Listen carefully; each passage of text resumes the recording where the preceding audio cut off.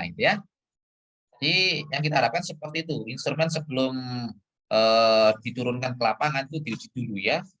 Apakah sudah lolos uji validitas apa tidak. Kalau sudah lolos uji validitas berarti silakan untuk apa itu bahan mengambil data ya. Yang kita harapkan nanti betul-betul data yang kita dapatkan valid ya.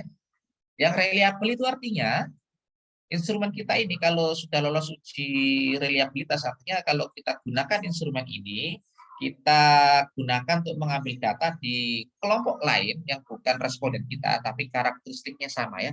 Sekarang kita pakai untuk pengambilan di desa A dengan karakteristik respondennya bla bla bla gitu ya.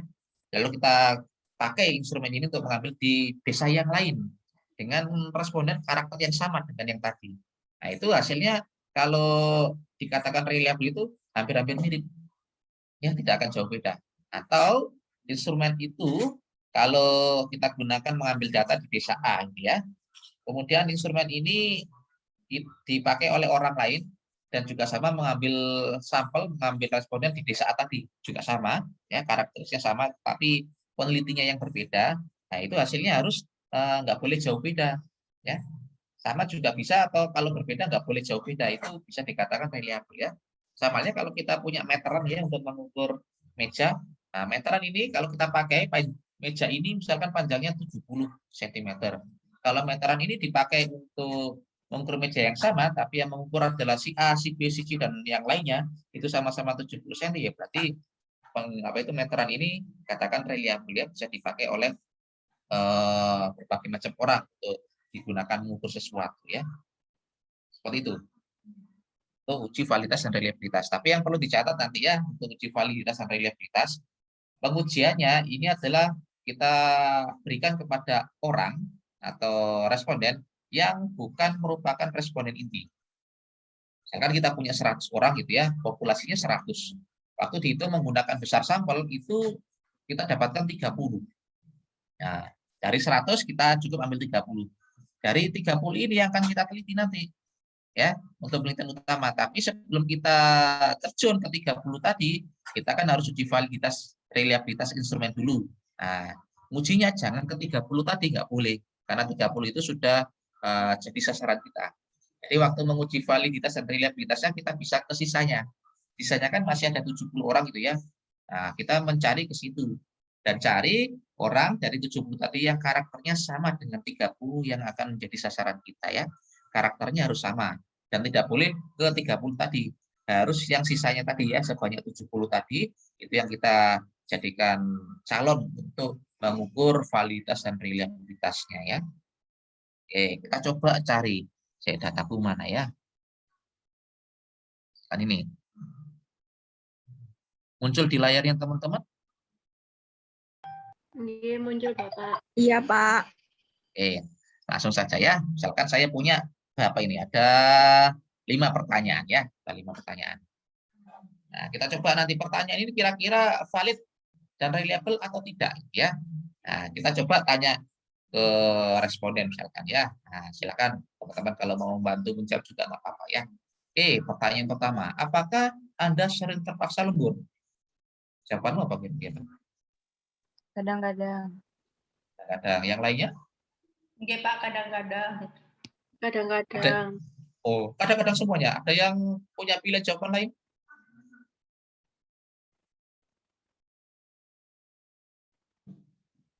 Ada yang punya jawaban lain? Mungkin sering atau selalu? Atau nggak pernah? Sering. Ya udah, saya sering aja, Pak. Karena nanti kalau teman-teman mengedarkan kuesioner ini dan nggak ada pilihan lain selain misalkan kadang-kadang, nggak ada yang memilih 1, nggak ada yang memilih 3, nggak ada yang memilih 4, sudah bisa dipastikan bahwa nanti instrumen Anda nggak valid gitu ya. Karena kita tidak bisa menggambarkan kondisi real di lapangan. Ada kalanya orang itu mempunyai karakter yang sama, tapi persepsi pola pandangnya beda-beda ya. Jadi kemungkinan besar sama semuanya nggak akan ya. Jadi pasti akan ada perbedaan-perbedaan. Jadi nanti kalau semua jawabannya sama, sudah otomatis nanti datanya bisa dikatakan tidak valid gitu ya. Jadi harus bervariasi nanti. Sama halnya dengan yang kedua juga sama ya. Kira-kira dalam hidup itu perlu nggak persaingan gitu ya? Perlu apa enggak? Sangat perlu. Oh, sangat perlu. Ada yang mungkin menjawab tidak? Tidak perlu? Tidak. Suangarnya tidak. Apakah Anda mudah marah? Ya, Tidak. Oh. Tapi lek nang kadang-kadang. pasien ojo ya, nanti ketemu ibu hamil ya, mau Kadang-kadang. siap-siap menangani ibu bersalin ya, atau mungkin konsultasi ibu nifas marah-marah, ojo ya. Nanti gak oleh pasien nanti dirimu ya. Oke, Pak. Mungkin nanti saya juga bisa minta tolong teman-teman ya waktu kalau saya penelitian ya. Ini ada yang domisilinya Surabaya juga? Atau banyak yang Surabaya? Banyak, Pak. Banyak. Lumayan. Ada praktek ke puskesmas atau BPS atau BPM? Kira-kira nanti Enggak, Bapak. Semester 5 atau 6, Pak. Wah, sama, saya juga penelitiannya mungkin di semester depan. Mungkin kalau ada yang ke lapangan, saya bisa jawel teman-teman ya. Saya mungkin akan ke puskesmas juga ini, atau ke BPM atau BPS ini. Karena penelitiannya juga sama terkait dengan Ibu Nifas di kota Surabaya. Mungkin keliling ke 63 puskesmas. Kalau bisa ketemu teman-teman nanti tak jawel ya. Oke, Pak. Iya. Tapi kita dirimu gak kenal aku, soalnya gak tahu berjumpa ya. Like Zoom juga tutup video ya. Oke, nomor 4 ya. Kira-kira sering terjadi konflik dengan keluarga enggak? Mungkin ada yang mau dijodohkan ya, dinikahkan, ada enggak?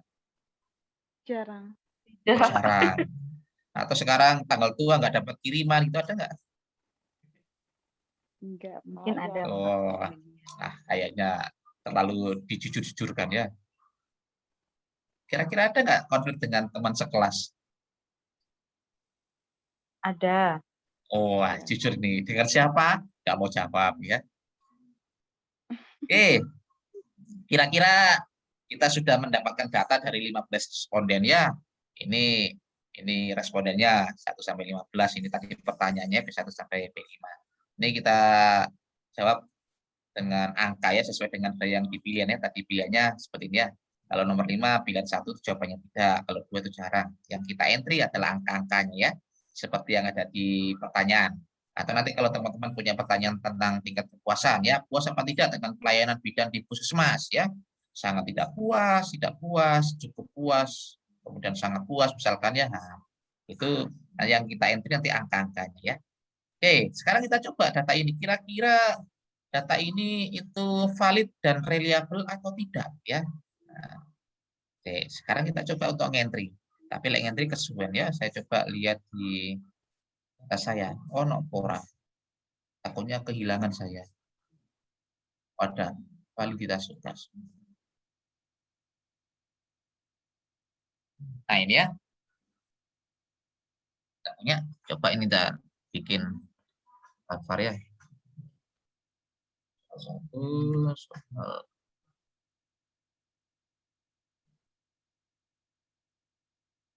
Oke, seperti ini. Yang tadi di soal ada pilihan 1, 2, 3, 4, saya nggak perlu memasukkan itu ya. Nggak perlu di value, langsung aja. Karena kita ingin coba data itu, angka-angka itu, kira-kira sudah valid apa tidak ya. Oke, awal mulanya kan kita tidak pakai total ya. Kita clear dulu. Oke, ya seperti ini. Ada soal 1, soal 2, soal 3, soal 4, soal 5 ya. Lalu kita masukkan datanya ya. Seperti ini. Dari data PPT tadi ya. Kok PPT? Mana tadi? Dari sini ya. Ini dimasukkan ke dalam SPSS-nya. Seperti ini. Kalau sudah, sekarang kita coba untuk menguji valid atau tidak. Pengujiannya kita bisa pakai 2 model ya. Kita pakai model yang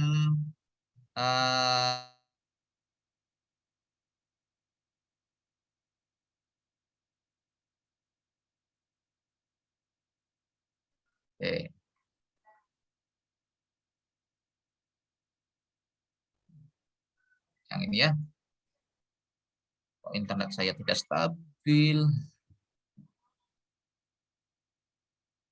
Oke ya. Analisis, scale, kemudian pilih reliability analisis ya. Analisis reliabilitas. Meskipun tulisannya analisis reliabilitas, karena tadi kita juga akan menguji validitas dan juga reliabilitasnya ya. Nah, di sini ada menu skill, kemudian geser ke kanan dan analisis reliabilitasnya. Ini tidak hanya untuk uji reliabilitas saja, tapi untuk uji validitas juga bisa kita lakukan di sini ya, yang model terbaru. Jadi yang sekaligus satu paket ya, nggak pakai satunya uji ini, satunya pakai uji ini, enggak ya. Bisa kita baca dalam satu analisis ini ya, baik uji validitas maupun uji reliabilitas. Klik yang ini. Ya. Lalu kalau sudah soal 1, 2, 3, 4, 5 kita blok aja, pindahkan ke item ya. Item. Kalau sudah dipindahkan, yang model biarkan ke alpha ya, karena ini yang sebenarnya harus kita pakai alpha ya. Biarkan aja. Klik statistik. Oke. Klik statistik kalau sudah, yang perlu ditambahkan centangan itu hanya di bagian descriptive for ya. Yang kita klik adalah item dan scale if item delete ya. Kita tambahkan itu. Kita buka tadi di menu statistik ini ya. Lalu akan muncul jendelanya seperti ini. Yang perlu kita tambahkan adalah di menu descriptive for ya. Kita tambahkan centangan di item sama scale if item delete ya. Kalau sudah, klik continue, klik OK ya. Tampilannya seperti ini. Ya. Yang kita fokuskan nanti ini outputnya ya, fokusnya nanti di dua hal. Yang ini sama yang ini ya. Ada tulisan reliability statistik, berarti ini untuk uji reliabilitas. Lalu ada output item total statistik, ini untuk membaca uji validitas ya. Ya. Item total statistik.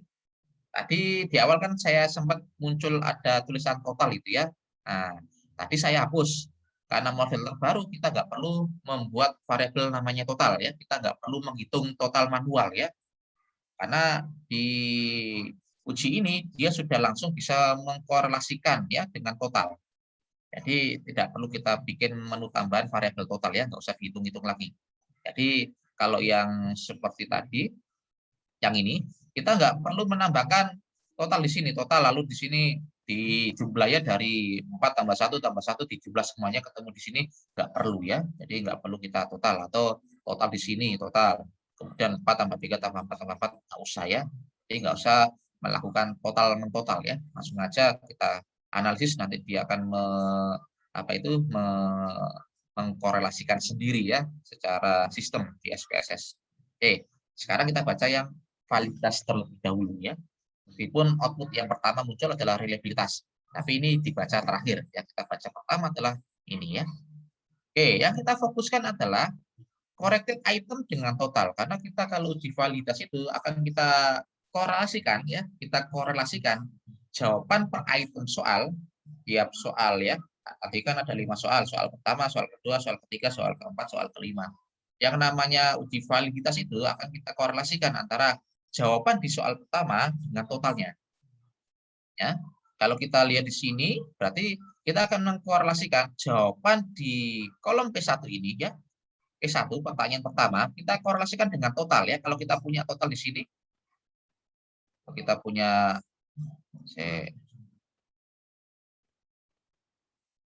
kalau ini ada total gitu ya. Nah, nanti kolom yang ada di sini kita akan korelasikan dengan total. Ya, lalu P2 juga sama dengan total. Jadi masing-masing pertanyaan akan kita korelasikan dengan total.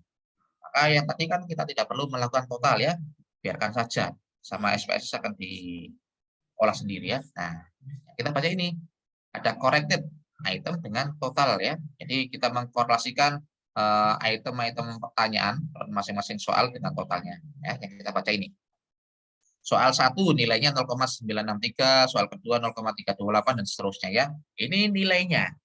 Lalu sekarang kita coba akan membandingkan dengan standar. Standarnya apa? Kita berarti membaca dari nilai R ya. R-nya dari mana? Dari tabel. Kita coba buka tabel ya. Oke, kalau tadi ada nggak di PPT saya ya? Nah, ini ya. Ya.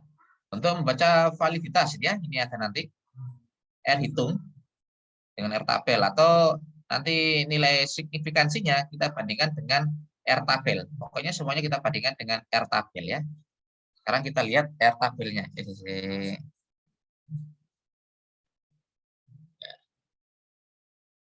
R tabel, tabel R, R. Aduh di sini.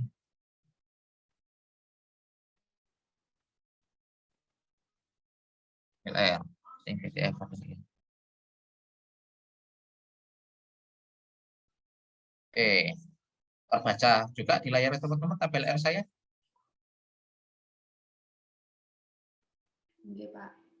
Oke, kebaca ya. Oke, ini tabel R. Saya fokusnya di sini 2 til ya, bukan 1 til. 2 til sama 1 til, ada 2 arah sama 1 arah ya. Kita fokusnya 2 arah ya. Jadi nanti kalau di pertanyaan itu kalau menguji beda, berarti kan jawabannya bisa ada beda, bisa tidak ada beda ya. Kalaupun nanti ada beda, kita masih belum tahu yang bagus yang mana, apakah sebelum, apakah sesudah. Apakah kelas A atau kelas B yang bagus, kan nggak tahu. Jadi itu 2 arah ya. Kalau yang 1 arah berarti nanti pertanyaannya nanti ada yang menyudutkan ke salah satu sisi. Misalkan apakah kelas A itu lebih pinter dibandingkan kelas B ya. Jadi ada arah-arah yang menjurus kemana gitu ya. Apakah kelas A lebih pinter daripada kelas B? Nah, itu 1 arah. Kecuali apakah ada beda kelas A sama kelas B. Nah, kalau ternyata ada beda kan kita masih belum tahu. Kelas A itu lebih pintar apa lebih bodoh dibandingkan kelas B. Kan nggak tahu ya. Jadi kalau ada perbandingan, apakah terdapat perbedaan kelas A dengan kelas B, berarti 2 arah. Apakah kelas A lebih pintar dibandingkan kelas B, 1 arah ya. Itu bisa kita identifikasikan waktu di pertanyaan penelitian ya. Di pertanyaannya, di apa itu di rumusan masalahnya atau di petunjuk ya. Nanti ada di soal biasanya begitu. Oke, ini kita lihat. N-nya tadi ada 15 ya, ada 15 sampel. 15. Ya. Lalu kita membaca tabel R itu berarti N-2. N-nya 15, kalau di panduan itu N-2, berarti 15 dikurangi 2 adalah 13 ya, kita fokusnya di 13. Kita pakai 2 til, tapi yang alfa kita adalah standar 0,05 ya, pakai yang ini. Nanti kita pakai yang, nah ini ya. Di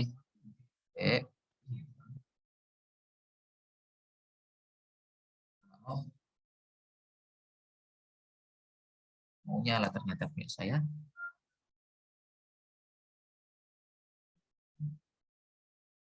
Oh, bisa di edit ini ya, berarti dikunci.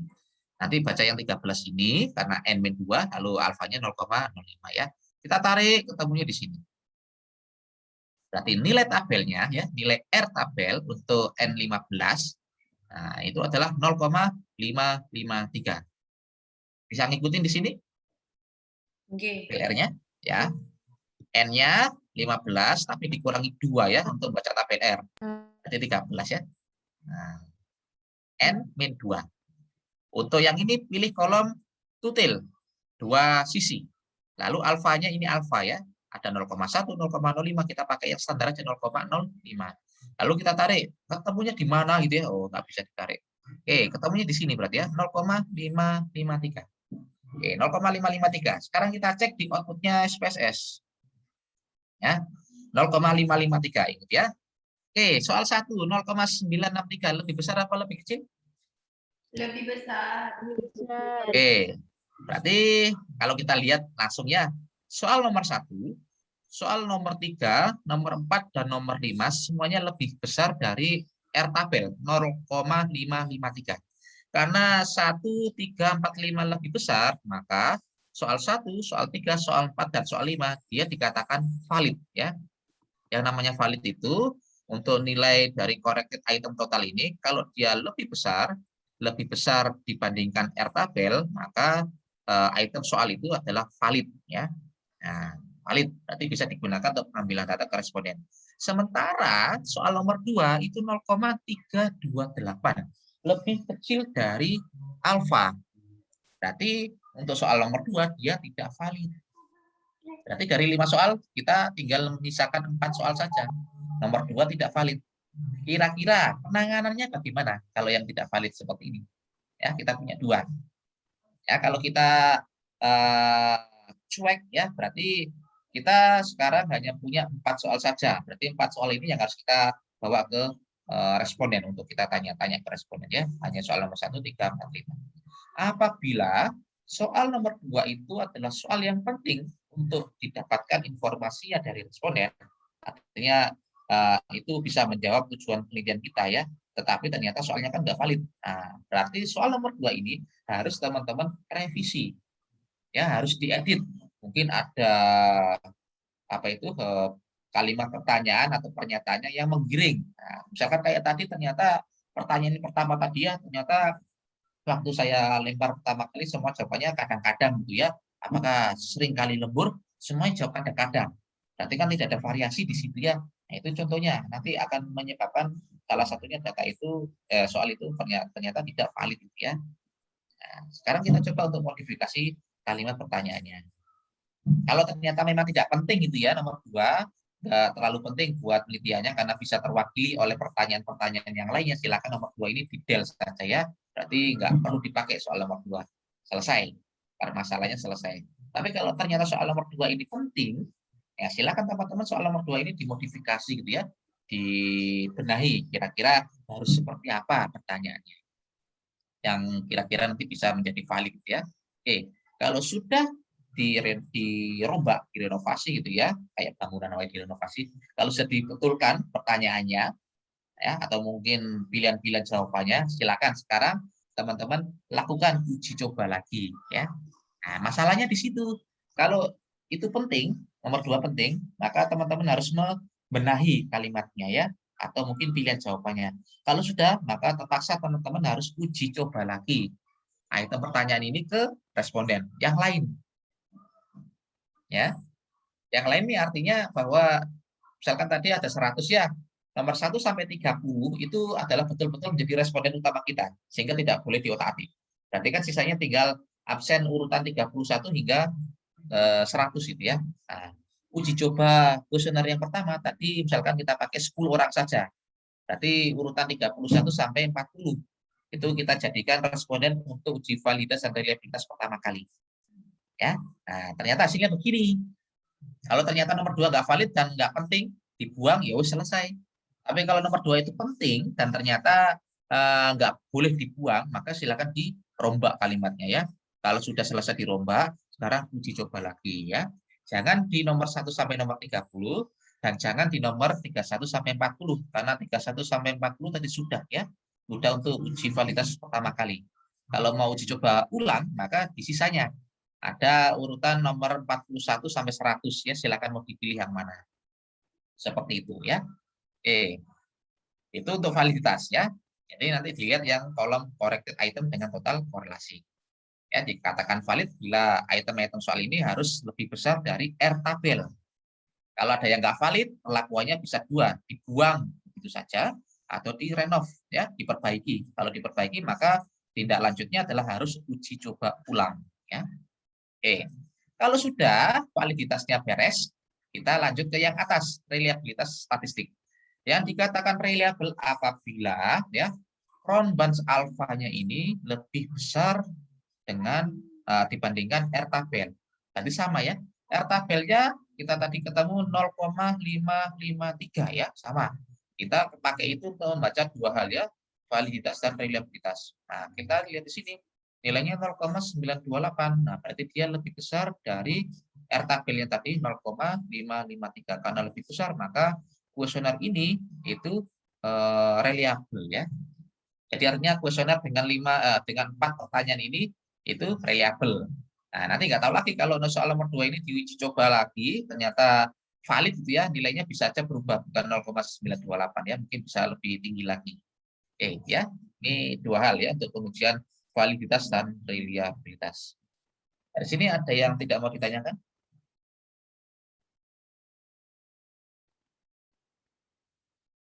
Lihat kalau nggak ada yang tidak mau ditanyakan berarti diam semuanya ya. Monggo kalau ada yang mau ditanyakan.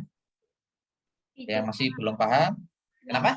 Yang R tadi, nilai R, itu kan Kenapa dimulai dari 5, bukan dari 1, Pak? Yang tabel tadi. Tabel. Oh, karena kalau diuji, bukan diuji, kalau di perhitungan tabel itu, sampel itu tidak mungkin hanya 5 ya.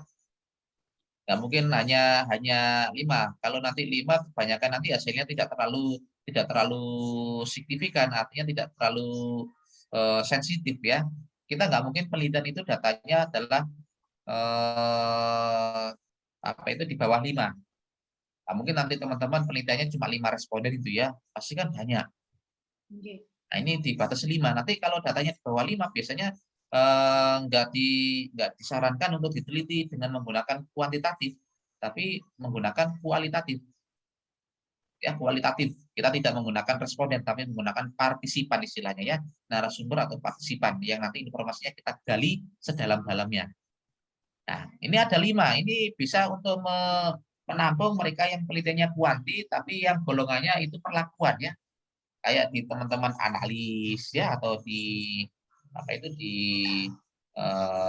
kedokteran atau di farmasi gitu ya. Biasanya kan ada uji coba ya, menggunakan mencit atau menggunakan kelinci atau menggunakan burung dara, itu kan nggak mungkin kita sampelnya banyak gitu ya. Kadang-kala kan akan berimbas pada hasil lab itu, bukan hasil lab, pengujian di lab itu kan mahal gitu ya, maka sampelnya kan pasti tidak akan banyak ya. 5 biasanya begitu ya, kalau kita menggunakan rumus pengambilan sampel itu biasanya menggunakan Federer, rata-rata itu minimal adalah 5 gitu ya. Hingga di tabel-tabel itu seperti ini, biasanya tidak akan kita mulai dengan angka 1. Ini yang tabel A, tapi ada kalanya juga yang dimulai dengan angka 1. Karena di uji yang di medis-medis itu ada kalanya juga cukup 1 kali perlakuan saja gitu ya. Nah, ini ada pengecualian nanti ya. Tapi kalau teman-teman kan nggak mungkin nanti respondenmu hanya ada 1, 2, 3, 4, 5 kan nggak mungkin ya. Kecuali teman-teman nanti melakukan penelitian yang kualitatif gitu ya. Bertanya pada satu orang ibu nifas, kemudian diikuti ya kehidupannya sampai berapa lama ya, sampai mendapatkan informasi sedalam-dalamnya. Itu kan kuali. Dengan satu responden aja sudah butuh waktu yang lama gitu ya.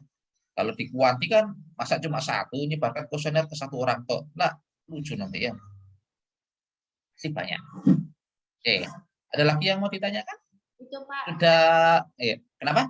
Yang 2 tel itu kan, misalkan respondennya 15, dikurangin 2 nggak Pak? Jadi ya. Kalau yang itu tel itu sama? Sama. Oh, gitu. Terima kasih Ya Pak. sama ya.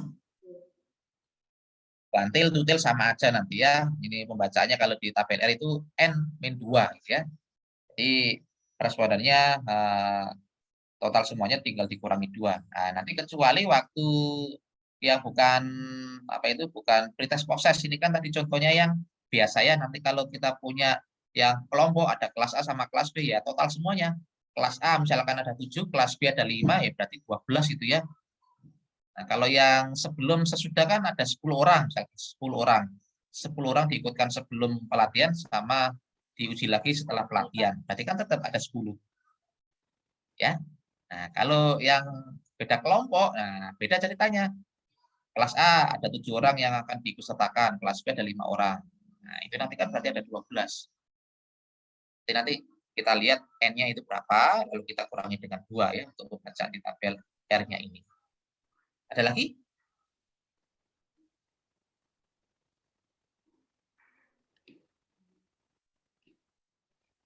Mungkin ada yang masih mau ditanyakan terkait dengan uji validitas dan reliabilitas?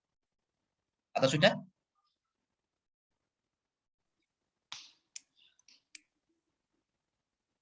Sudah atau belum? Insya Allah sudah Pak. Ya, beres ya.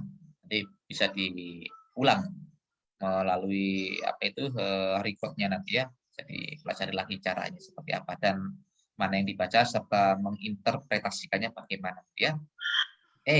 Kalau sudah sekarang berarti kita masuk yang berikutnya. Uji T, 1 sampel, 2 sampel. Nah, ini banyak ya. Semoga teman-teman bisa mengikuti dengan sabar ya. Kalau ada yang mau ke belakang, cuci muka biar nggak stres, atau mau keramas dulu silakan ya, atau ngambil minum-minum yang seger-seger juga silakan. Mungkin ada yang mau pesan soda gembira biar gembira terus juga monggo ya. Oke, uji T. Uji T ini berarti kita mulai dari yang ini nanti ya, analisis compare mean yang one sample test, sampel 1 ya. Kita coba buka datanya ya. Oh, bukan data. Lihat dulu PPT-nya ya, ono ora.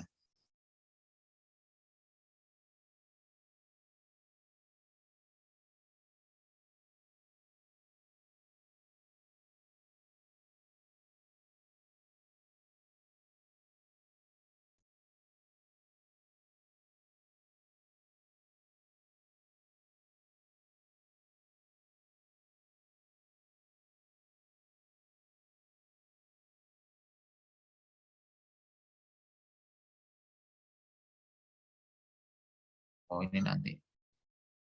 Ini lagi, satu lagi, sebentar.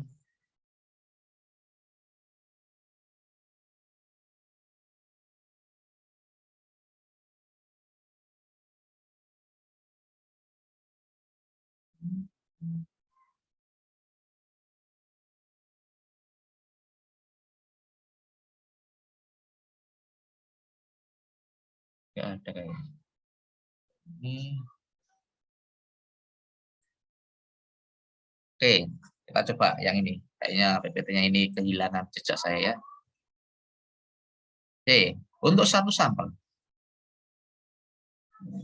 Bentar ya. Oke.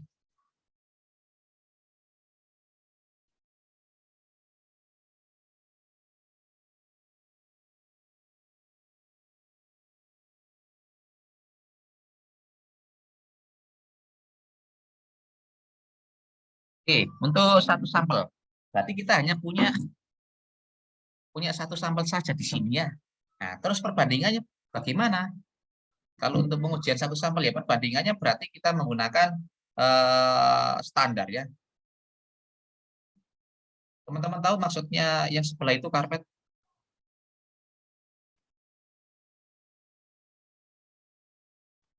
Kira-kira paham nggak di sini? Enggak, Pak. Enggak paham. Nggak paham. Oke, kalau nggak paham sekarang itu silakan dicari ya, biar lihat teman-teman masih fokus apa nggak fokus ya. Fokus. Deh, fokus. Yakin lah. Kira-kira kalau fokus bisa nggak menemukan di mana lokasi HP saya berada? Hah? Sini. Kira-kira HP saya ada di mana? Ada di Bapak. Oh, enggak, betulan ini betul. Kalau yang realitanya berarti HP saya memang ada di meja, tapi yang digambar ini kira-kira HP saya di mana? Nggak ada di Yang tahu? mana-mana. Duh, berarti belum fokus. Katanya fokus tadi. Oh, ada. Gimana? Itu meja. Ya enggak, Pak. Meja mana? Yang di Kaki meja atau di atas meja? di itu, Pak, di garis yang hitam. Garis hitam di kaki meja? Ya. Yang kanan. Yang kiri Iya, apa iya. kanan? Kanan kita. Oh, oke, kanan kita. Emang saya ada di situ. Oh, kanan kita ya. Tahu berarti. Iya. Berarti fokus ya. Insya Allah. Tak kirain nggak fokus tadi ya. Hah? Tak kirain nggak fokus tadi dirimu. Ini ya, HP-nya kan di sini ya. Ya. Berarti fokus. Tak kira nggak fokus. Sip. Berarti fokus ya. Kita lanjut. Tuh, tak hilang ini. Tak kira hilang.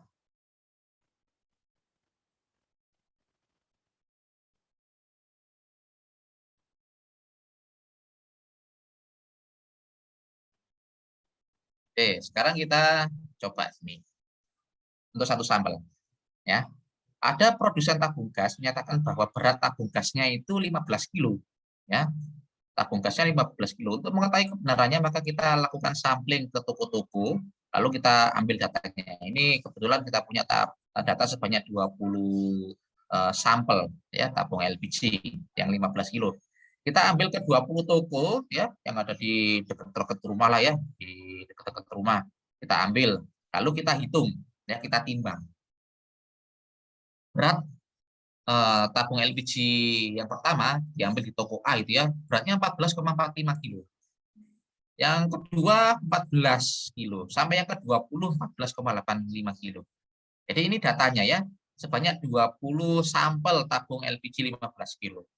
Nah, yang jadi pertanyaan, kira-kira rata-rata tabung LPG ini sesuai dengan standar apa tidak? Ya ini kan pengujian satu sampel. Sampelnya cuma satu, yaitu 20 tabung LPG 15 kilo dengan ini beratnya ya. Nah, dari 20 tabung LPG 15 kilo ini, lalu kita ukur kira-kira hasilnya ini sama enggak dengan standar yang kita punya. Ya. Jadi untuk pengujian satu sampel itu nanti hasilnya dari data yang kita miliki akan kita bandingkan dengan standar. Namanya aja tabung LPG 15 kilo, maka beratnya harusnya 15 kilo.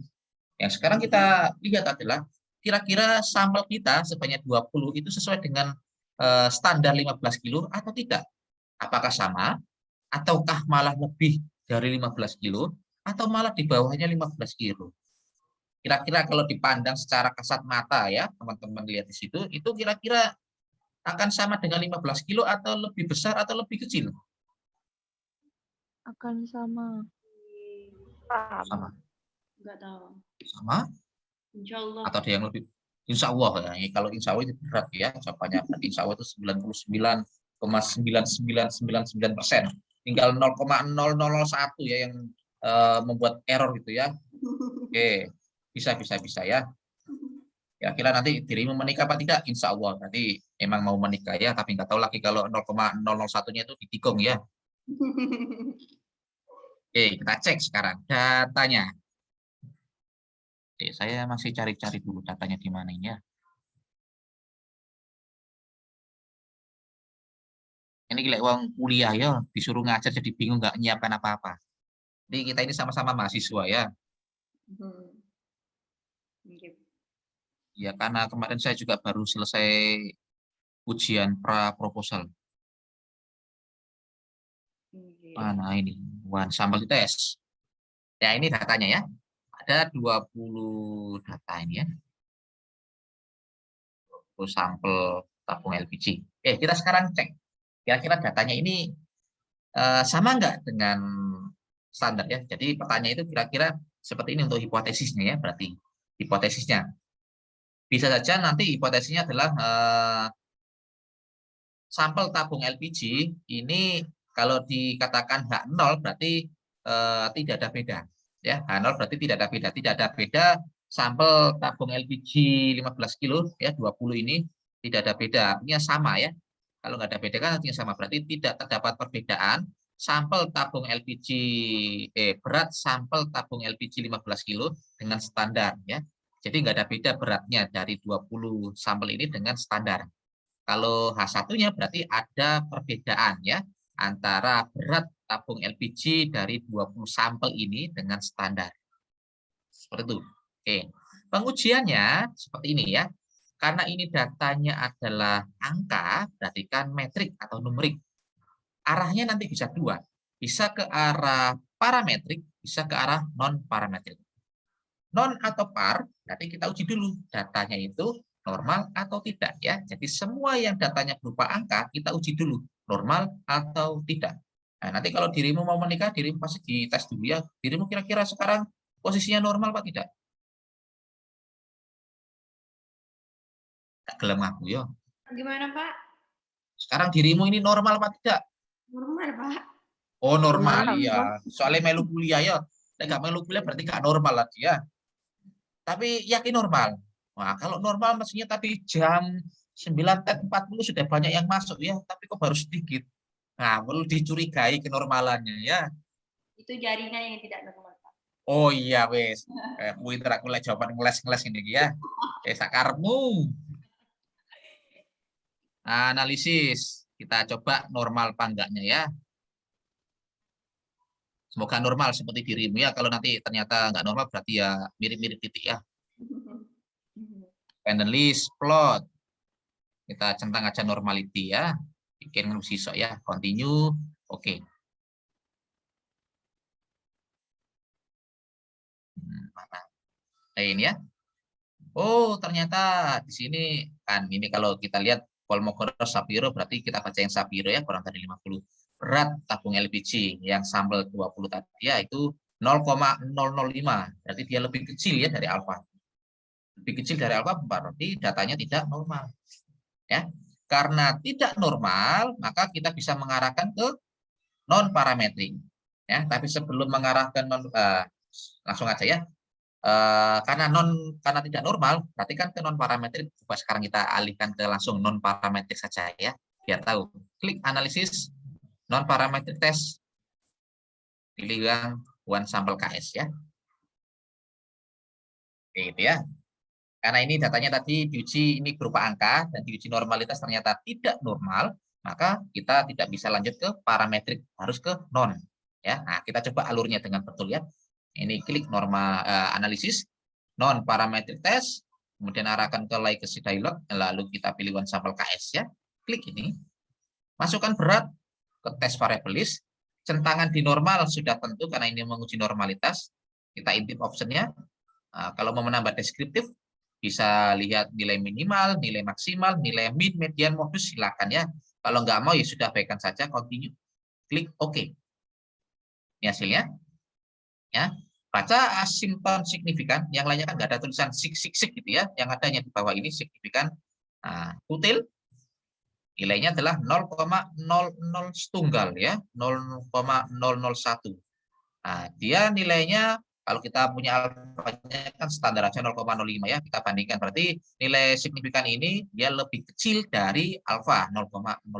Karena lebih kecil maka yang diterima itu H0 atau H1. H1. Oke, H1 yang diterima. Berarti kesimpulannya apa?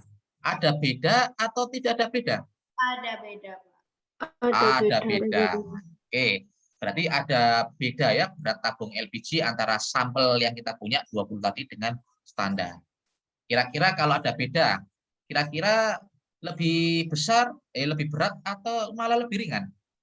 Lebih Lebih ringan. Ringan. Tadi saya tidak mengklik deskriptifnya ya, coba saya klik yang deskriptifnya tadi.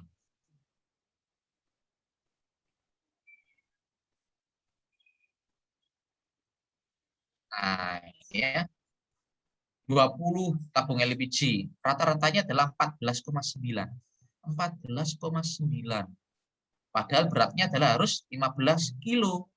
Padahal 14,9 ke 15 kan hanya 0,01 ini ya. Nah, selisih segitu aja sudah dikatakan dia tidak bisa dikatakan dia berbeda ya. Nah, kira-kira kalau dirimu beli LPG yang 3 kilo misalkan beratnya itu 2,99 kilo, ngamuk ora? Enggak sih. Yakin nggak? Iya, soalnya dirimu kalau beli nggak pernah ditimbang ya. Langsung aja colokan ke kompor ya. Mungkin dirimu tangannya punya kekuatan gitu ya, bisa muncul di bagian lengan ada angka digitalnya keluar gitu ya. Oh, ngangkat LPG, oh ini nggak 3 kilo ya, ding muncul 2, sekian. Ini kebanyakan nonton film ya. Karena yakin setiap beli LPG nggak pernah ditimbang, itu pasti langsung dicolokkan aja ke kompor ya. Oke, itu ya. Ini untuk one sample, untuk yang pengujian one sample di tes ya. Ada yang tanyakan di sini? Belum ya. Ini yang non parametrik. Sekarang kita coba. Seandainya data ini itu normal, maka yang kita lakukan apa? Berarti masuk ke parametrik ya. Klik analisis, compare means, one sample test. Kita pilih ini. Ini siapa yang berisik? Oke ya. Kita masukkan ke tes variabel. Ya, kalau ini tadi dikatakan normal, maka kita masuk ke parametrik ya. Yang parametrik adalah dari sini ya. Compare means one sample test, masuk ke sini. Tadi kalau dia ternyata tidak normal, masuk ke non parametric test ya. One sample KS yang ini ya. Kalau kita asumsikan sekarang mengandai-andai datanya itu normal, maka kita masuk ke sini ya. One sample test. Klik ini, berat masukkan ke tes variabel, tes value masukkan sesuai dengan standarnya tadi berapa? Adalah 15 kilo ya. Klik 15 kilo. Optionnya Karena kita pakai alfa 0,05, maka diabaikan saja ya. Lalu klik OK. Ini hasilnya. Ya. Kita baca yang signifikan detailnya. Ya, signifikan detail. Signifikan detailnya ketemu 0,9. Ya, 0,9. Nah, kalau di sini beda hasilnya. Menurut 0,9 ini ternyata dia lebih besar dari alfa. Karena lebih besar daripada alfa, ternyata datanya itu H0-nya diterima ya. Karena lebih besar berarti H0-nya diterima. Kalau diterima berarti tidak ada beda. Karena tidak ada beda, maka hasilnya akan berlawanan dengan yang atas. Maka setiap pengujian itu harus dicek dulu ya, kira-kira yang tepat yang mana. Itu harus diperhatikan betul ya. Nah, kalau tadi kan memang datanya kan tidak normal, maka kita uji yang pakai ini ya. Nah, kalau ternyata datanya itu normal, maka hasilnya seperti ini. Sampel signifikannya ternyata dia 0,9 lebih besar dari alfa 0,05, maka H0-nya yang diterima, maka tidak ada beda ya. Tidak ada beda antara 20 sampel tabung LPG tadi dengan standar. Yang dikatakan rata-ratanya itu 14,99 kilo, itu ternyata dikatakan tidak beda dengan 15 kilo, karena selisihnya hanya 0,01 kilogram ya. Nah, seperti itu. Jadi di dalam pengujian nanti diperhatikan betul terkait dengan asumsinya ya. Kalau memang ternyata tidak normal, berarti langsung kita alihkan ke non-parametric test. Tapi kalau ternyata datanya normal, maka kita masukkan ke parametrik ya. Jangan nanti sesekali ternyata datanya itu tidak normal, lalu kemudian teman-teman tetap memaksakan di parametrik ya. Nanti hasilnya akan sedikit berbeda ya. Nah, kecuali nanti di dalam tugas gitu ya, atau mungkin di dalam praktikum, kemudian kita ada tambahan itu ya, diasumsikan normal, tapi pengujian normalitasnya tetap ya, tetap diuji normalitas. Tapi hanya sebagai bentuk untuk evaluasi kira-kira bisa apa enggak melakukan itu. Tapi kalau ternyata datanya itu tidak normal, maka tetap kita misalkan anggap aja datanya normal. Nah, berarti ini sesuai dengan petunjuk saja untuk mengerjakan ya, untuk latihan. Tapi nanti di dalam praktek harus sesuai ya. Kalau nggak normal, ya sudah pakai di non-parametrik. Tapi kalau datanya normal, masuk ke parametrik. Begitu ya. Ada yang mau ditanyakan? Bingung, Pak. Belum atau bingung? Insya Allah. Ya wes, percaya lagi ya. Insya Allah bingung. Oh, bingung, bingung. Tak enteni. Mana yang mau ditanyakan atau bingung yang mana? Yang itu. Umum gratis sih. Yang itu. Yang mana kurang keras dirimu? Nah, Pak, kan uji non parametrik sama yang parametrik. Kalau Ya. dan kan misalkan ini ya Pak, ada ini data. Nah kan ini kan sama-sama bisa dimasukkan ke non sama para. Kenapa harus milih? Ya. Kalau misalkan nanti kan ya saya gitu nguji, terus saya cuma kayak oh ini para, ternyata kan non, kan sama-sama menghasilkan hasil gitu loh Pak. Iya. Gimana cara masalahnya kan begini, di pengujian itu ada asumsi-asumsi yang harus dipenuhi, dan asumsi-asumsi ini hanya dipenuhi pada saat pengujian pada jenis uji-uji tertentu saja dengan skala data tertentu. Kalau ini kan datanya adalah data berupa angka. Angka ini kan bisa masuk ke kategori interval maupun rasio. Nah, data ini kan interval rasio ya, bisa interval bisa rasio, maka di dalam pengujian dia akan bisa diarahkan ke parametrik. Tapi apakah betul ke parametrik? Nah, dia harus dilihat dulu statusnya. Kalau ini datanya berupa angka, kira-kira data ini normal atau tidak? Ya, ini kan berupa angka ya. Berarti kan bisa dikatakan interval rasio. Nah, interval rasio berarti dia arahnya bisa masuk ke parametrik dengan catatan ya, datanya normal apa tidak. Kalau normal, maka lanjut ke parametrik. Tetapi kalau dia tidak normal, maka tidak diperkenankan masuk ke parametrik. dan dia harus masuk ke bagian non parametrik ya. Jadi ada asumsi syarat-syarat yang harus dipenuhi terlebih dahulu kalau nanti datanya dalam berupa angka ya. Kecuali datanya itu berupa kategori ya, bisa interval, bisa nominal, bisa ordinal. Kalau datanya itu nanti berupa data berskala nominal sama ordinal, maka tidak ada yang namanya syarat-syarat asumsi yang harus dipenuhi. Ya, dan jelas kalau datanya nominal ordinal, pengujiannya itu pasti akan masuk di dalam non parametric test.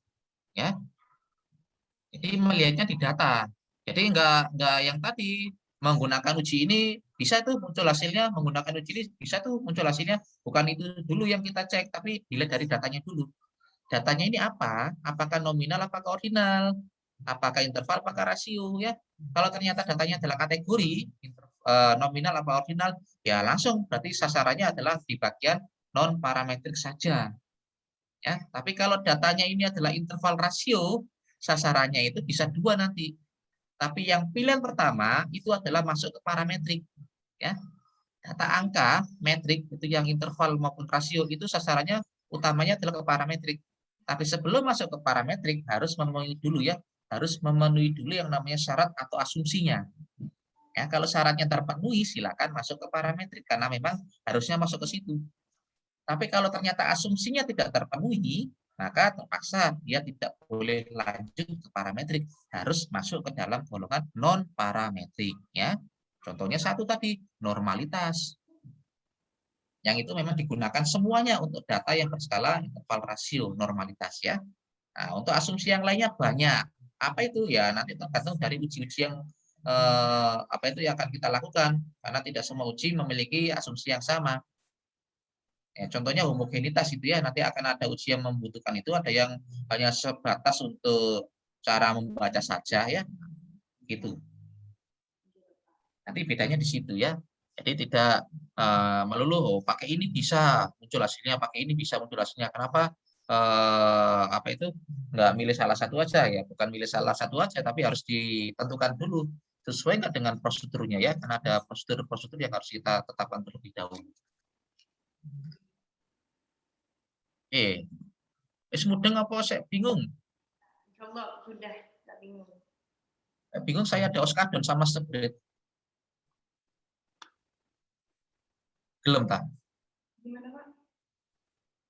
Kalau masih bingung saya punya ini oskadon atau panadol sama 1 gelas Sprite mau? Biar nanti nggak pusing selamanya. Ayo, soalnya duduk rapi ya. Ya wis, oke ya. Ini untuk one sample tes. Masih ada yang mau ditanyakan? Kalau ada saya tunggu, kalau enggak saya pindah ke lain hati. Waduh.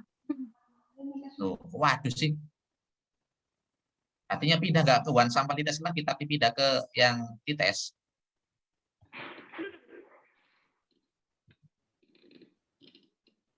Pikirannya lah macam-macam dia. Oke, kita masuk ke ini ya. Untuk dites untuk yang dites uji kan soalnya tadi uji T ya, dites berarti.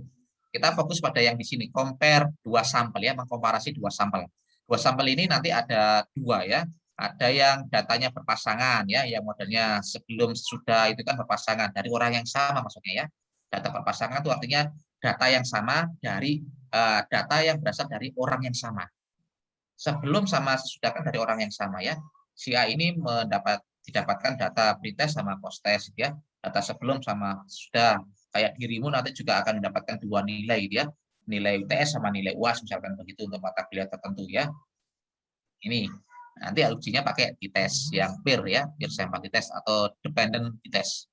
Kalau yang datanya tidak berpasangan, artinya kita punya data dari orang yang satu ya, kelompok pertama, kita juga punya data dari kelompok yang lainnya. Dan data ini akan kita bandingkan ya.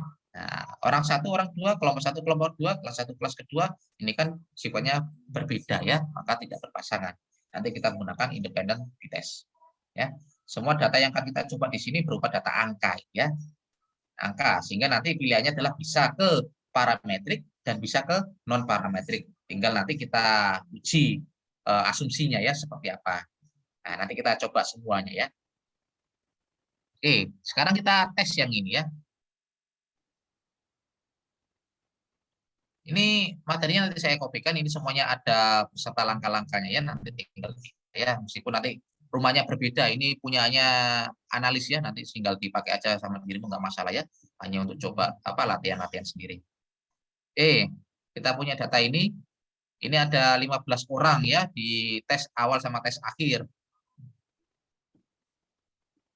Ingin diketahui apakah terdapat perbedaan kekuatan otot ya antara sebelum latihan mengangkat beban ya dumbbell itu atau terserah istilahmu apa, lalu dengan sesudah mengangkat dumbbell itu ya.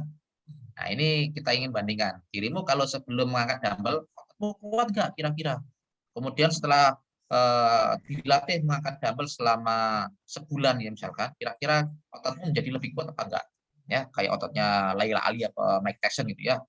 Dirimu kira-kira kuat nggak mengangkat galon yang isinya air? Belum, Pak. Oh, belum kuat. Atau kalau mengangkat galon isinya emas, kira-kira kuat dan semangat mana? Mengangkat galon isinya air sama mengangkat galon isinya emas? Emas. Emas apa Yang emas, Pak. Emas. Oh, yang emas. Emas apa emas liya nih? Mas-masan. Oh, mas-masan. Ya wes, sakarepmu ya. H0-nya berarti tidak ada beda, H1-nya berarti ada beda ya.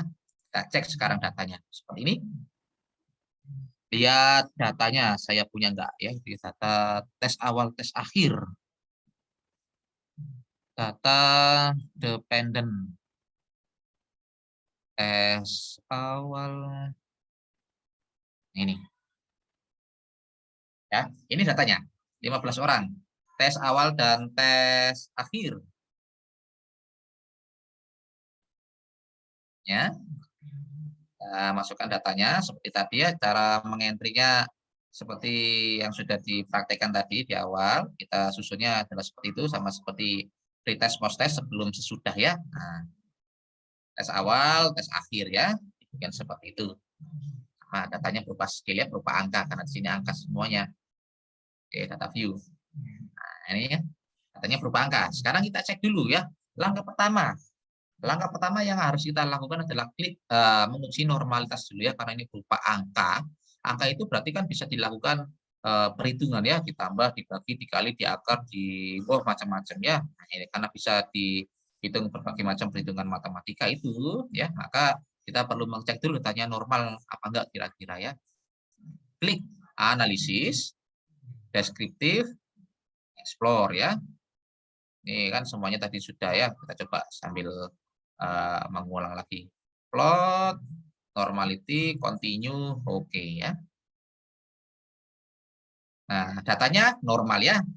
Tes awal dan tes akhir. Nilainya berarti kita pakai yang Shapiro karena kurang dari 50 ya. Tes awal 0,371, tes akhir 0,383. Masing-masing lebih dari 0,05. Berarti datanya normal. Karena normal, maka kita mengarahkan dia ke uji parametrik ya. Berarti dia menggunakan uji per sample test ya. Klik analisis, compare means. Berarti nanti kita pakai yang ini ya. Nah, setelah kita uji normalitas dulu yang di awal, ternyata datanya normal. Berarti kita pakai yang ini. Nah, ternyata kalau misalkan datanya itu tidak normal, maka nanti kita pilih yang ini. Nah, yang ini ya, tuh relate sample. Kita bisa pilih dua hal tadi, tapi kan harus melewati satu tahapan dulu ya, uji normalitas. Jadi bukan yang tadi, maksudnya ya, kita bisa pilih yang mana saja karena diuji pakai yang ini ternyata juga muncul hasilnya, diuji pakai ini juga muncul hasilnya ya. Bukan itu dulu ya. Yang kita harus pastikan dulu adalah syaratnya ya. Nah, karena syaratnya adalah normal ya. Untuk uji normalitasnya ternyata dia normal, yang test of normality ini normal, maka seharusnya yang kita pilih adalah yang ini. Compare means per sample test. Sehingga nanti di bab hasil kalau teman-teman nyusun skripsi di bab 5 itu harus runtut ceritanya ya. Datanya itu apa, kemudian apa itu untuk asumsinya itu sudah terpenuhi apa tidak, lalu ujinya pakai apa, itu harus runtut ya. Kalau nggak runtut juga biasanya nggak terlalu bermasalah. Tapi nanti yang jadi pertanyaan waktu ujian skripsi, nanti akan ditanya oleh penguji, kecuali pengujinya nggak paham gitu ya. Nah, kalau yang uji ini paham statistik, nanti akan dikejar gitu ya. Kayak dulu saya akan mengejar sampai dengan datanya gitu ya. Ada yang sampai datanya ternyata dimanipulasi kelihatan. Bukan datanya, outputnya dimanipulasi. Karena saya melihat datanya ini agak sedikit aneh, ternyata outputnya kok signifikan. Coba sih dibuka SPSS-nya waktu sidang gitu ya. Ditutup PPT-nya, silakan dibuka SPSS-nya, buka datanya, sekarang silakan di running. Oh ternyata itu ya hasilnya tidak signifikan. Nah, waktu disajikan di PPT ternyata hasilnya signifikan. Nah, wassalam gitu ya, itu ada. Maka nanti ceritanya diruntutkan ya, apapun hasilnya nggak masalah ya. Ini kita latihan gitu ya, latihan untuk mengolah data, menganalisis, menginterpretasi ya. Jadi tidak kita salah-salahkan ya. Yang penting paham model meneliti itu seperti apa ya. Jadi nggak perlu risau misalkan hasilnya ternyata tidak signifikan. Buang itu ya. Jadi apapun hasilnya kerjakan aja ya. Yang penting alur penelitiannya itu betul gitu ya. Jadi nggak ada masalah. Sehingga nanti hasilnya seperti apapun kita akan terima dan tinggal lihat bagaimana argumentasi teman-teman waktu memaparkan ya. Nggak masalah seharusnya. Oke, kita langsung pilih peer sampling test. Langsung seperti ini tampilannya ya.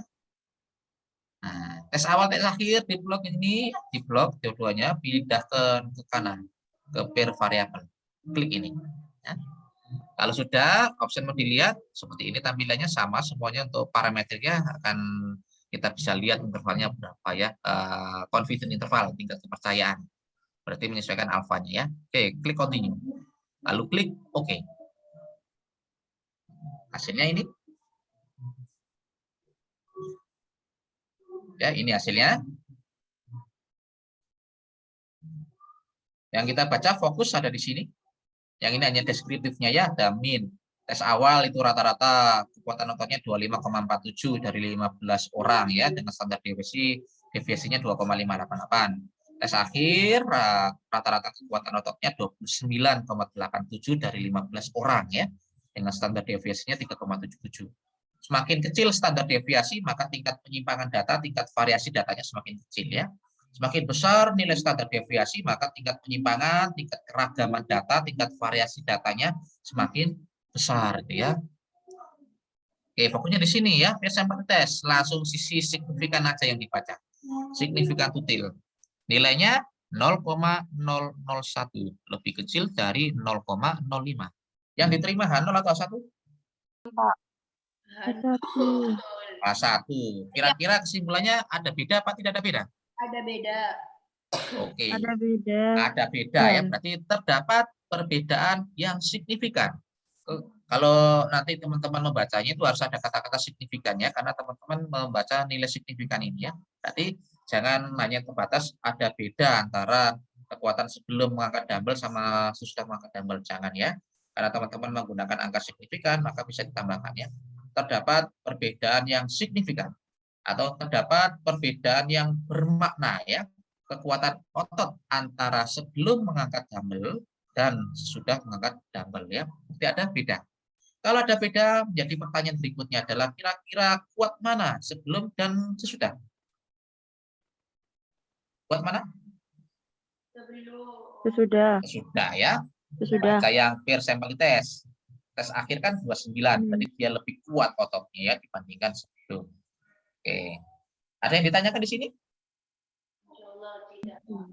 Oke. Allah tidak, Pak. Ini kita lanjut ke yang non ya, seperti alternatif. Ya, sebagai alternatifnya. Meskipun nanti di pertemuan berikutnya ada, tapi kita coba di sini sekalian ya. Nanti kalau ada di pertemuan berikutnya berarti kita refreshing ya. Oke. Berikutnya berarti seperti ini. Seandainya data tadi itu dari sini ya. Nah, dari sini ternyata dia tidak normal, maka kita tidak boleh lanjut di parametrik ya. Nggak boleh lanjut parametrik. Kalau nggak normal berarti nggak boleh lanjut parametrik. Artinya nggak boleh lanjut yang di sini ya. Nggak boleh melanjutkan di sini. Kalau nggak normal, berarti kita pindahkan ke sini ya. Oke, sekarang kita coba seandainya ya, kita berandai-andai, seandainya katanya nggak normal, maka kita pilih yang ini. Itu related sample ya. Non parametric test, legacy dialog, kemudian to related sample. Kita pilih ini. Klik. Nah, seperti ini ya. Kita pilih itu ya, tes awal, tes akhir. Masukkan ke sisi sini ya. Oke, pindahkan ke situ. Ujinya banyak ya. Ada Wilcoxon, Saint-Rein test, ada McNemer, ya, ada marginal. Yang kita lihat di sini nanti adalah skala datanya ya. Nanti dia selalu standarnya pilih di sini. Tapi ada kala juga di sini ya. Nah, untuk yang McNemer ini bila datanya adalah nominal ordinal ya. Ini kan datanya berupa angka, berarti kan bukan kategori. Berarti nggak boleh dipilih yang McNemer. Kalau McNemer ini untuk yang datanya nominal ordinal. Nah, Wilcoxon ini, Wilcoxon apa? Kalau yang McNemer ini data yang kategori yang nominal ya, nominal. Yang Wilcoxon ini untuk yang ordinal. Nah, kenapa untuk yang sekarang ujinya kita pakai Wilcoxon? Karena ordinal ini juga menampung data yang interval rasio tetapi tidak normal. Ya, sehingga nanti kalau datanya adalah ordinal langsung pakai Wilcoxon ya. Tapi kalau datanya itu pindahan dari data yang berupa angka interval rasio tetapi dia tidak normal, maka kalau kita pindahkan ke non parametrik, ujinya nanti masuk ke Wilcoxon yang ini. Ya, jadi Wilcoxon ini seharusnya adalah ordinal, tetapi bisa juga untuk menguji yang datanya itu berupa interval dan rasio yang dalam apa itu tambahannya adalah dia tidak normal ya. Bisa ordinal dan juga bisa interval rasio tetapi yang tidak normal ya. Oke. Mudeng? Bisa memahami? Insya Allah bisa, Pak. Ya. Nanti bisa diulang lagi ya rekamannya. McNemer ini yang nominal. Wilcoxon ini seharusnya untuk yang ordinal, tapi dalam kasus ini bisa juga untuk yang datanya interval rasio yang dalam tanda kutip dia juga tidak normal ya. Oke, pilih Wilcoxon. Lalu kita klik OK ya. Kalau mau lihat di sini juga silakan ya. Mau menambahkan deskriptif silakan, tidak ya nggak apa-apa ya. Coba kita tambahkan aja continue, lalu OK. Nah, seperti ini ya. Fungsinya deskriptif tadi muncul seperti ini ya. Kalau nggak ada nanti diterima akan sedikit kebingungan. Ya, di sini ini outputnya Wilcoxon tadi. Tapi di sini tidak ada nilai min ya, adanya min ranking. Kalau nanti pertanyaannya tadi ya, ada beda, ada seberapa apa itu yang lebih kuat yang mana? Nah, dirimu nggak bisa membaca min ranking karena ini rata-rata ranking ya, bukan rata-rata saja. Beda ya, rata-rata biasa dengan rata-rata ranking. Sehingga untuk mengetahui kira-kira lebih kuat yang mana, kita nggak bisa baca ini. Yang kita baca adalah yang bagian deskriptif. Ya, min tes awal ada, min tes akhir ada. Ya, maka tadi centangan deskriptif akan berguna di sini ya. Di Wilcoxon yang kita baca yang ini ya, tes statistik. Nah, asumsinya signifikan tutilnya ketemu 0,008 dan dia lebih kecil dari alfa 0,05 sehingga H0-nya ditolak dan yang diterima adalah H1. Kesimpulannya berarti terdapat perbedaan ya signifikan juga ya. Kekuatan tes, kekuatan otot antara sebelum mengangkat dumbbell dan setelah mengangkat dumbbell ya. Ada beda juga ternyata. Dan bedanya kira-kira lebih kuat yang mana? Kita alihkan ke deskriptif. Ternyata tes akhir ya, 29,87 dan 25,47 untuk tes awal. Sehingga tes akhir dia lebih kuat dibandingkan dengan tes awal ya. Dan ini kebetulan nilainya kesimpulannya sama ini ya. Yang tadi kan ada yang berbeda, ini kebetulan kesimpulannya sama. Sama-sama H0-nya ditolak ya. Ini ditolak. Yang non parametrik, yang di parametrik tadi juga sama, signifikannya juga H0-nya ditolak ya, sama. Tapi terlepas itu yang kita perlu perhatikan yang tadi ya, maka kita cek dulu datanya itu memenuhi asumsi normal apa enggak. Kalau memenuhi asumsi normal, maka harus menggunakan ini ya. Dites ya, yang tadi. Gunakan yang belum ini. Pakai yang ini ya. Kalau normal pakai yang ini. Kalau nggak normal pakai yang bawah. Nah, ya, jadi harus dipastikan dulu datanya normal apa enggak ya. Oke. Nah, yang dua data yang berpasangan, tinggal satu. Ada yang ditanyakan? Belum. Tinggal terakhir. Kita coba yang terakhir. Terakhir adalah anak gembala. Ini sudah ada langkah-langkahnya ya. Ini langkah-langkah untuk yang parameter nanti tinggal dibaca sendiri. Ada cara baca beserta interpretasinya ya. Sekarang kita coba yang independen. Independen berarti kan dari kelompok yang berbeda ya. Oke. Ingin mengetahui sama terkait dengan kekuatan otot ya. Tapi di sini beda hal ya. Membandingkan kekuatan otot antara apa? Antara kelompok kontrol dan kelompok perlakuan. Ya, berarti yang kelompok kontrol itu tidak melakukan latihan mengangkat dumbbell, ya latihan biasa saja gitu ya. Atau enggak latihan mengangkat dumbbell juga nggak apa-apa ya. Tapi yang kelompok perlakuan itu mengangkat dumbbell ya, latihan mengangkat dumbbell. Jadi kita ingin membandingkan kelompok kontrol sama kelompok perlakuan terkait dengan kekuatan ototnya. Yang kelompok kontrol dia tidak melakukan latihan apapun ya, nanti akan kita lihat bagaimana kekuatan ototnya. Yang kelompok perlakuan dia diberikan aktivitas untuk latihan mengangkat dumbbell terus ya selama 1 bulan. Kira-kira kekuatan ototnya bagaimana? Nah, ya, jadi tadi kan bedanya orang yang sama tapi kemudian diukur ya sebelum melakukan latihan mengangkat dumbbell diukur dulu. Lalu setelah diukur kita beri treatment dia untuk mengangkat dumbbell selama 1 bulan ya, latihan terus tiap pagi. Lalu setelah 1 bulan selesai kita ukur kekuatan ototnya, kita bandingkan. Nah itu kan orangnya sama. Sekarang ini orangnya berbeda. Ada orang yang tidak disuruh melakukan latihan apa-apa dan ada orang yang disuruh latihan mengangkat dumbbell selama 1 bulan. Kira-kira beda apa enggak kekuatan ototnya ya? Oke, hipotesisnya sama seperti tadi modelnya. Modelnya ya sama. Nah, tidak ada perbedaan yang signifikan ya kekuatan otot antara kelompok kontrol sama kelompok perlakuan. K1 berarti sebaliknya ada beda ya. Datanya ini sama, alfanya juga 0,05 ya. Oke, seperti ini. Itu datanya ya. Sekarang kita coba mencari data di SPSS. Independen.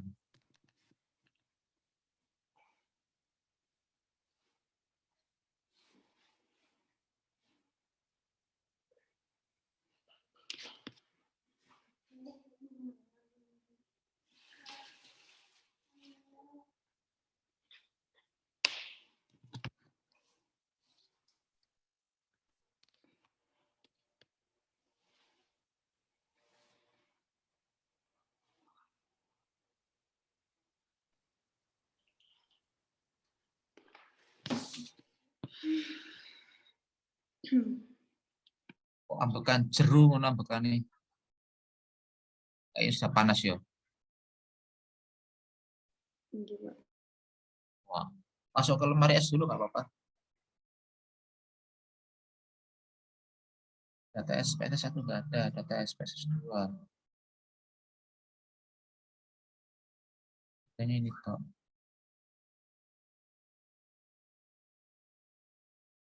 Oh ini. Ya. Nah, ini pengujiannya seperti yang dipraktekkan tadi di awal ya. Ini datanya, hasil-hasilnya, jadikan satu rumah variabel aktivitas otot, satunya lagi adalah kelompok ya. Sama seperti yang di awal tadi ya, ada yang salah tadi ya, les ya. Sebelum les sama sudah les ini tampilannya untuk model yang ada kelompok-kelompoknya ya. Jadi untuk yang kelompok-kelompok itu disendirikan di sini kelompok. Kita bikin ada kelompok kontrol sama kelompok perlakuan ya. Tapi kalau yang kelompok tentu itu adalah nominal ya. Karena kelompok itu hanya sekedar beda. Nama itu kan hanya beda saja. Tidak boleh dibandingkan ya. Lalu tes otot. Nah, tesnya tinggal dicek apakah butuh desimal apakah tidak tergantung dari datanya ya. Kemudian di measurenya skala pengukurannya kita jadikan dia skill karena berupa angka. Kalau sudah kita klik data view-nya. Nah, ya. Oke. Ini untuk inputan datanya. Sekarang kita coba. Jadi kita lakukan seperti langkah-langkah yang biasanya ya. Karena ini datanya berupa angka ya, tes otot ini kan semuanya angka. Yang kelompok ini hanya menunjukkan dia berada pada kelompok mana ya. Otot-otot ini ya, kekuatan otot ini dia berada pada kelompok yang mana. Maka kelompok ini tidak kita uji ya. Yang kita uji tentu yang tes otot ini. Maka kita sekarang uji tes ototnya. Kira-kira normal atau tidak? Karena nanti arahnya ini bisa kedua ya, bisa masuk ke parametrik dan juga bisa masuk ke non parametrik. Nah, akan masuk ke mana? Maka kita cek dulu datanya normal atau tidak untuk apa itu dinding yang pertama ya, untuk pagar betis yang pertama kita cek dulu. Klik analisis, deskriptif statistik skor. Ya, tes otot masukkan ke dependent list, kelompok masukkan ke faktor list ya. Nah, diarahkan ke situ.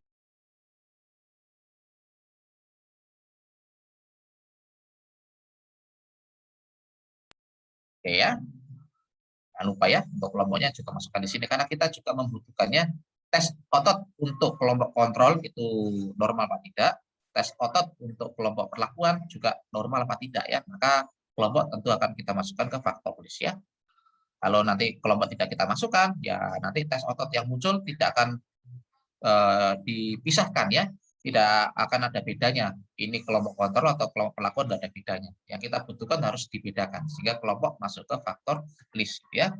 Oke, kalau sudah kita klik plot seperti biasa, klik normality-nya, klik continue, klik OK ya.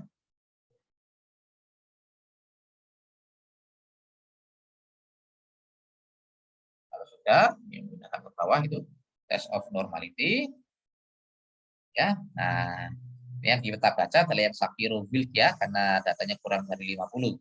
Tes otot untuk kelompok kontrol 0,616. Tes otot untuk kelompok perlakuan 0,383. Berarti kesimpulannya datanya normal Pak tidak? Belum, Pak. Normal. Normal. Oke. Kalau normal, berarti kita boleh lanjut menggunakan parametrik ya. Jadi kita sekarang fokus ya, datanya ini normal, sehingga kita bisa lanjutkan ke dalam tes parametrik. Itu seperti ini. Klik analisis, compare mean, selalu pilih independent sample test ya, pilih ini. Klik. Tes otot, masukkan ke tes variabel. Kelompok, masukkan ke grouping variabel. Karena masih tanda tanya, sehingga oke di sini masih belum aktif, maka di file grupnya kita isi ya. Karena di value yang ini ya, kelompok itu tadi saya menentukan satu itu kelompok kontrol, dua kelompok perlakuan, maka kita masukkan di sini ya sesuai dengan angka tadi ada angka 1 sama angka 2. Ya, kalau di value tadi misalkan kelompok kontrol itu saya tulis dengan angka 0, kelompok perlakuan dengan angka 1, maka di sini diubah ya 0 sama 1. Sesuai dengan yang di value, tapi tadi saya menuliskan di value-nya tadi, satu itu kelompok kontrol, dua kelompok perlakuan, maka saya menuliskannya begitu ya. Jadi harus disesuaikan ya.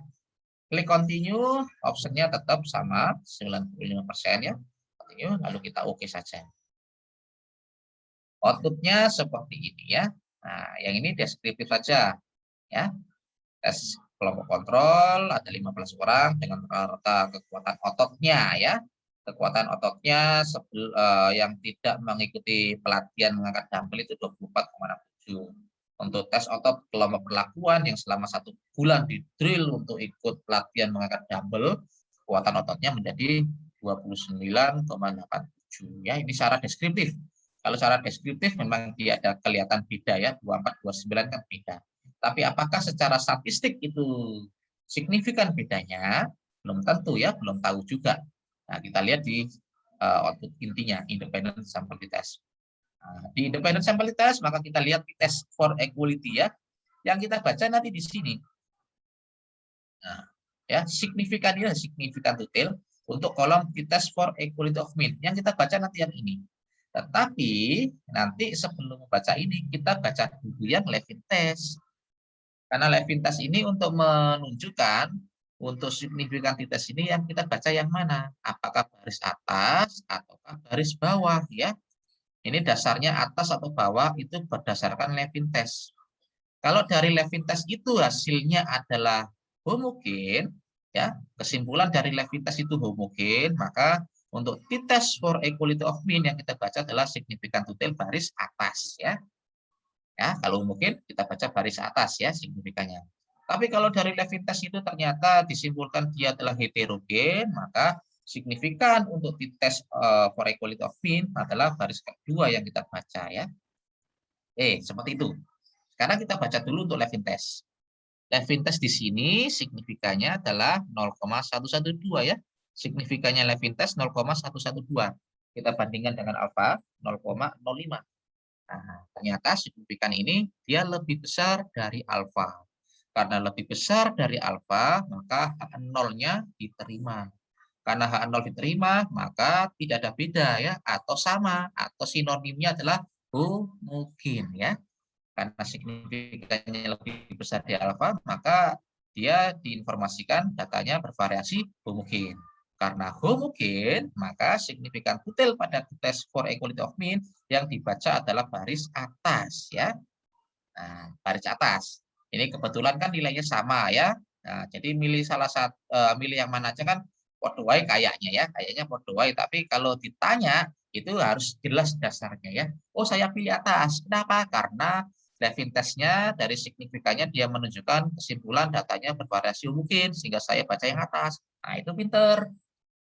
Ini yang dibaca yang mana? Atas atau bawah? Sama aja Pak, karena nilainya juga sama 0,00. Ini berarti nggak paham gitu ya.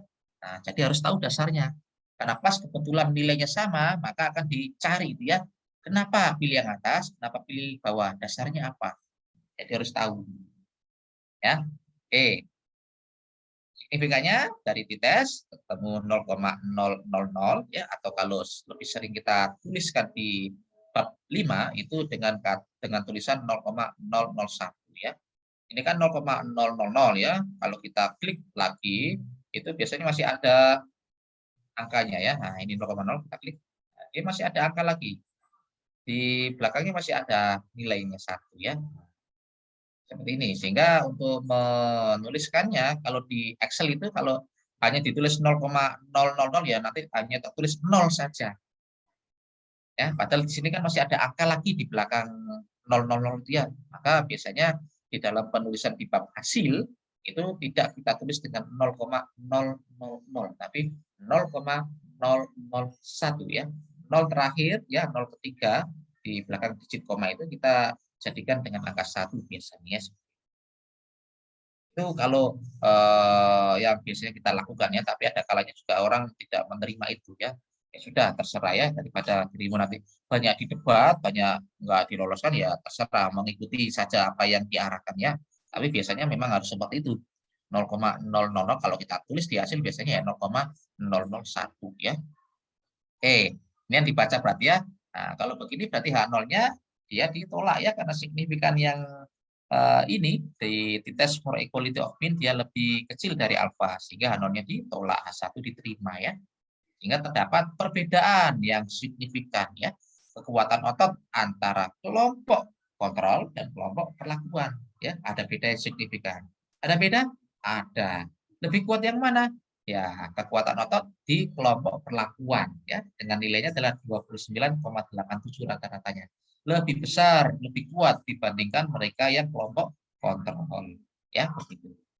Oke, dari sini ada yang mau ditanyakan?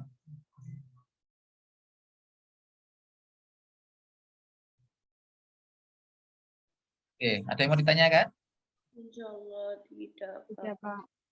Wajahmu lo sudah mulai lemas gitu ya, lunglai. Pusing.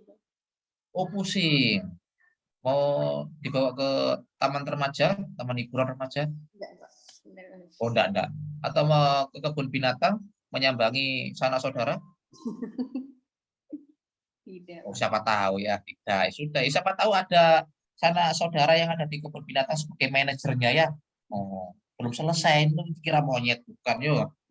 Pikirannya lah elek terus. Ya, sudah kalau begitu. Kalau di sini sudah cukup, artinya bukan cukup paham ya, cukup memusingkan ya, nanti bisa refreshing dulu ya, beli sunslick ya, keramas dulu biar seger, nanti dibaca lagi ya atau didengarkan rekamannya. Oke, kalau sudah kita lanjut ya dengan alternatif berikutnya. Dari sini, apabila ya datanya itu di sini disimpulkan tidak normal, ya, apabila tidak normal, maka nanti kita tidak melakukan uji yang ini, ya. kita tidak melakukan uji independent sample test kalau datanya ternyata tidak normal. Sehingga kita harus memindahkan ke uji alternatifnya menggunakan non-parametric test ya. Kita pilih non, like dialog, kita pilih ya two independent sample ya, pilih yang two karena kita punya dua kelompok saja ya, kontrol sama perlakuan dua. Tapi nanti kalau ternyata kita pas kasusnya itu ada lebih dari dua kelompok ya, lebih dari dua, ada kelompok 1, kelompok 2, kelompok 3 berarti pilih K ya. Ada 4 kelompok, 5 kelompok pilih K ya. Karena cukup 2 saja, kita pilih 2 independent sample. Kita klik ini.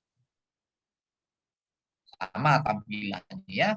Tes otot kita masukkan ke tes variabel list, kelompok grup ini kita masukkan ke grouping variabel dan sama ya, tanda tanya juga sehingga oke masih belum aktif.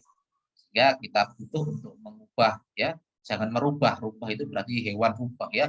Kita mengubah kata-katanya ya. Nah, ini yang akan sering saya coreti waktu validasi naskah skripsinya teman-teman ya. Merubah atau mengubah ya. Jadi kira-kira menganggap betul yang mana? Mempengaruhi atau memengaruhi? Mempengaruhi, Pak. Pakai P atau nggak pakai P?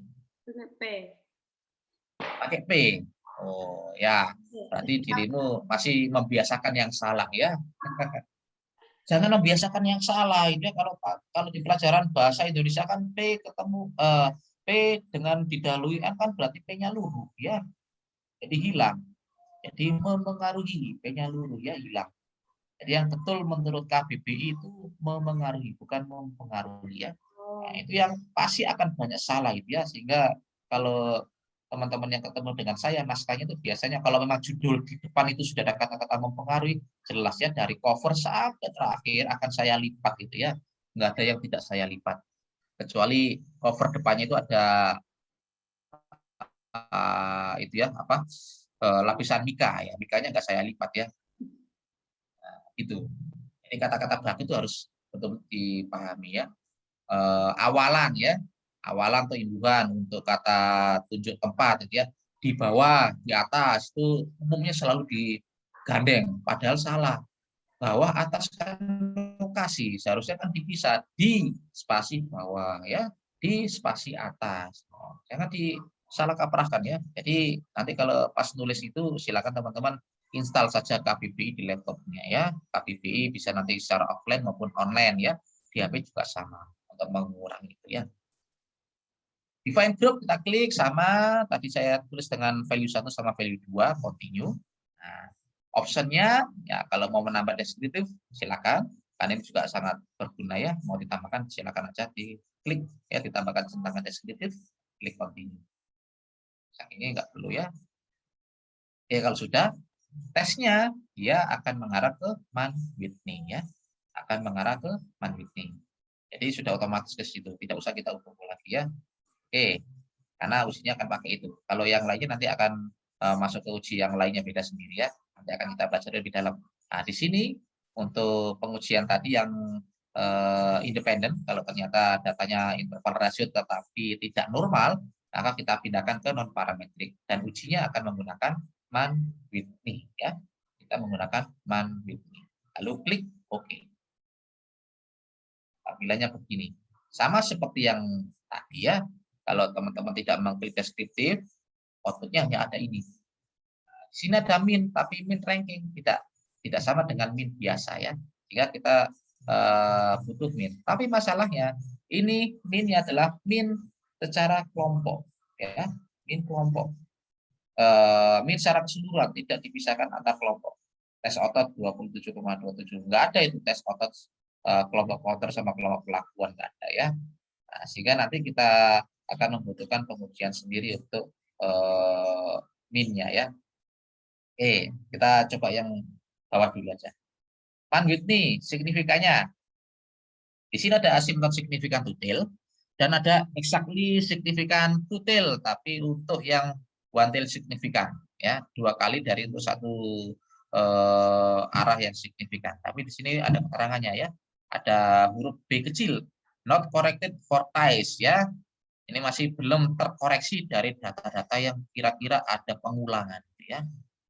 Masih belum terkoreksi, sehingga biasanya kalau ada tanda seperti ini yang kita baca bukan yang ada ada penunjuk B kecil, tidak.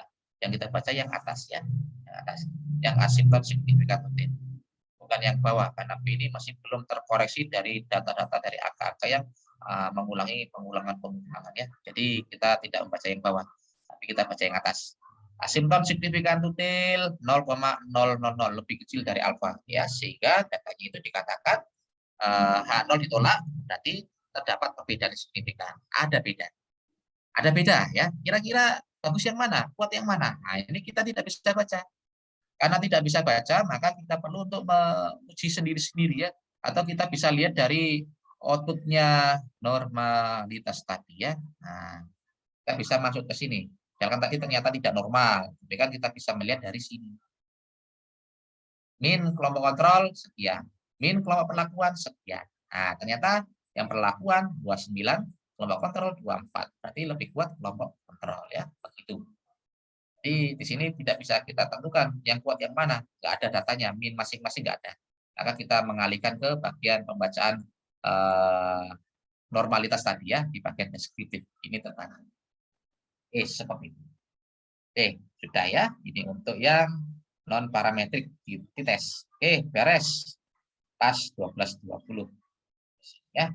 Nanti kita coba di line berikutnya untuk refreshingnya, ya. Ada yang mau ditanyakan? Insya Allah tidak. Insya Allah tidak, karena sekarang masih bingung, ya.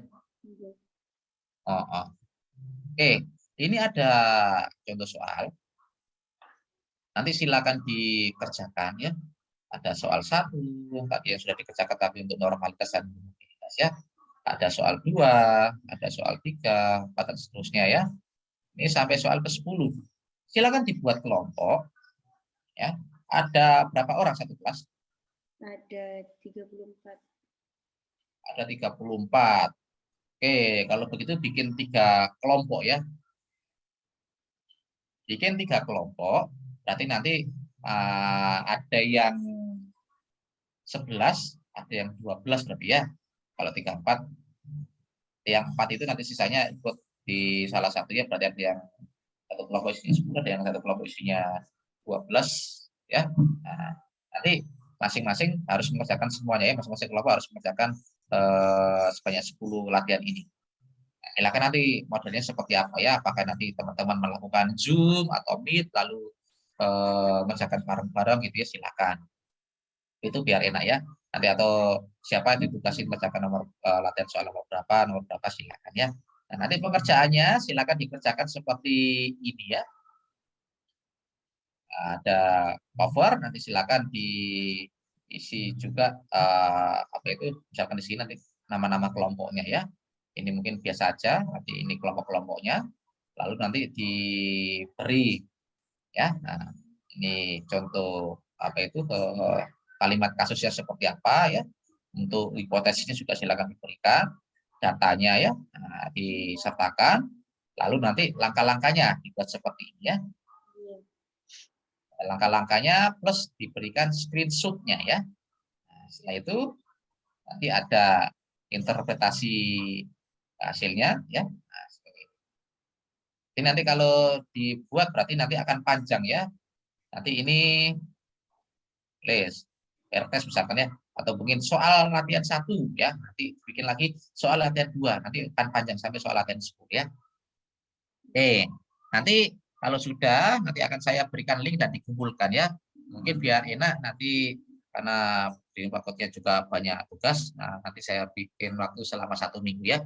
Jadi misalkan hari ini kuliahnya, berarti besok kemarin terakhir, ya. Berarti hari Selasanya itu mengumpulkan terakhir. Ada yang mengumpulkan lebih cepat juga nggak apa-apa, ya. Nanti akan saya berikan linknya untuk mengumpulkan.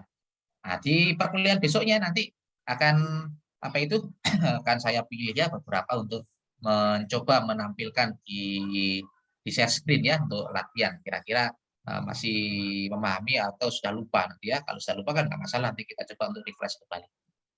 Begitu, ya. Ada yang tanyakan?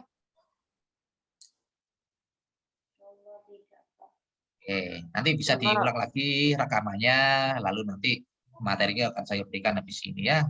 Nanti kalau ada yang tanya bisa ditanyakan lewat Ella nanti ya di WA. Oke, demikian. Kalau tidak ada yang tanyakan nanti bisa di lain kesempatannya atau di media lain. Oke, kita tutup untuk perjumpaan pada siang hari ini. Mohon maaf kalau ada salah.